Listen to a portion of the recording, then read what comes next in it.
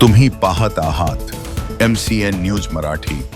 बुलढाणा जिल्ह्यातील जळगाव जामोद तालुक्यातील भेंडवड खुर्द येथील नरेश हाटोळे ह्या व्यक्तीवर मागील 1 महिना अगोदर एका पत्रकाराला जातीवाचक शिवीगाळ केल्याप्रकरणी तामगाव पोलीस स्टेशनला अॅट्रॉसिटी ऍक्ट आणि इतर गुन्ह्यान्वये दाखल झालेला आहे।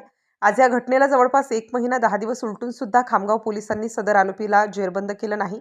सदर आरोपी हा त्याच्या राहत्या घरात आणि शेतशिवारात सर्रात दिसून येत असल्याची माहिती पोलिसांना वारंवार मिळून सुद्धा तरीही तामगाव पोलीस स्टेशन त्याला अटक का करत नाही?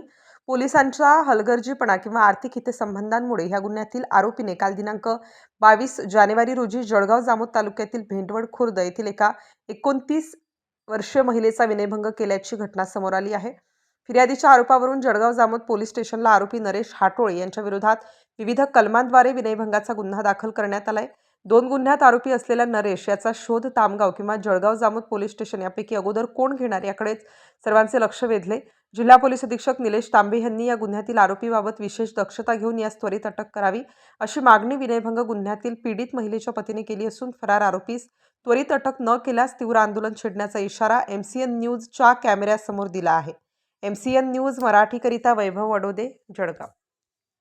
काल संध्याकाळच्या वेळेस नरेश हाटोळे या आरोपीने माझ्या घरात येऊन मला मारण्याचे प्रयत्न केले व माझ्या मिसेस सोबत छेडखानी केली।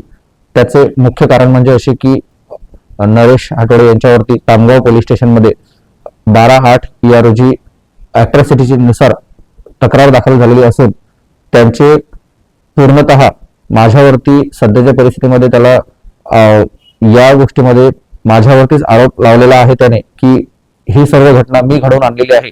परंतु मी अशा प्रकारची कुठलीही घटना घडून न आणल्यास असून सुद्धा मी अकोटला सध्या रहिवासी आहे। मी 4 ते 5 वर्ष झाले बाहेर गावी राहतो, तरीही त्या व्यक्तीने संशय माझ्यावरती घेऊन माझा अशा प्रकारचा छळ करत आहे आणि माझ्या परिवाराला त्रास देत आहे।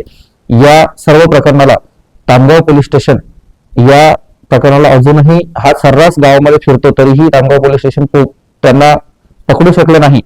आणि यानुसार जर कदाचित माझी कारवाई मी जे केली आहे जळगाव जामोद पोलीस स्टेशनला या माध्यमातून जर हा आरोप पकडला गेला नाही तर मी येत्या काही काळात SP ऑफिस समोर माझ्या परिवाराला घेऊन मी लोकशाही मार्गाने आंदोलन करणार आहे।